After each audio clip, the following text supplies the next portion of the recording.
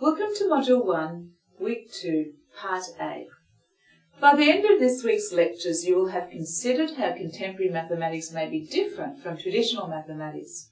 You will have explored how contemporary learners may be different to learners in the past, and discussed the implications for mathematics classrooms in the 21st century.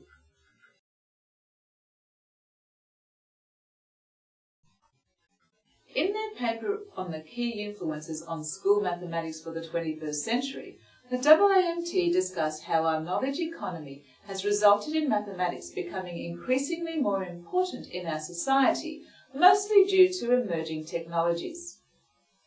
Conversely, they also claim that new technologies submerge what we generally think of as mathematics, and the mathematics we used to know doesn't seem as important as it used to be.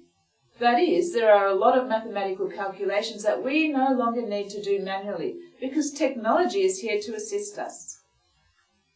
The AAMT argue that the mathematics we teach in schools now needs to be of a high order to enable us to understand mathematical ideas that work within the context of current and emerging technologies. However, they do claim that lower level skills are still important as they serve as the foundational skills for the higher order skills. They call for a major rethinking of school mathematics, and they call for a debate on this issue. In simple terms, it means that we need to limit the content in the curriculum so that students can become deep learners of mathematics. How does this fit with the use of big ideas, as covered in our other unit? And what about addressing the diversities of our students? If we want children to be deep learners of mathematics, it makes sense that we need to teach mathematics in a more cohesive way through tools such as rich tasks, problem solving and investigation. It also makes sense that we make more of an effort to focus on the processes of mathematics, the Australian Curriculum Proficiencies and the Working Mathematically components from the New South Wales syllabus.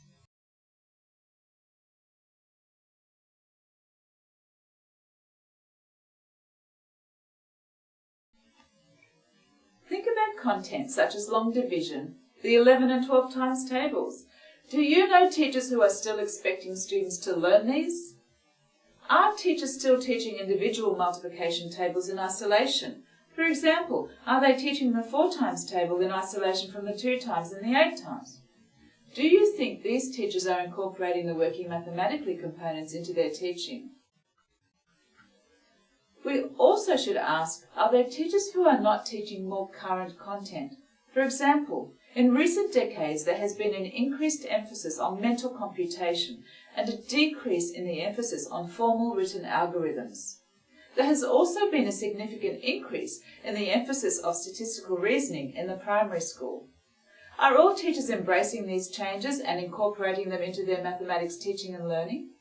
How do we address these inconsistencies in teaching? In Part A, we looked at mathematics in the 21st century. In Part B of this lecture, I will discuss issues relating to the learners in our classrooms.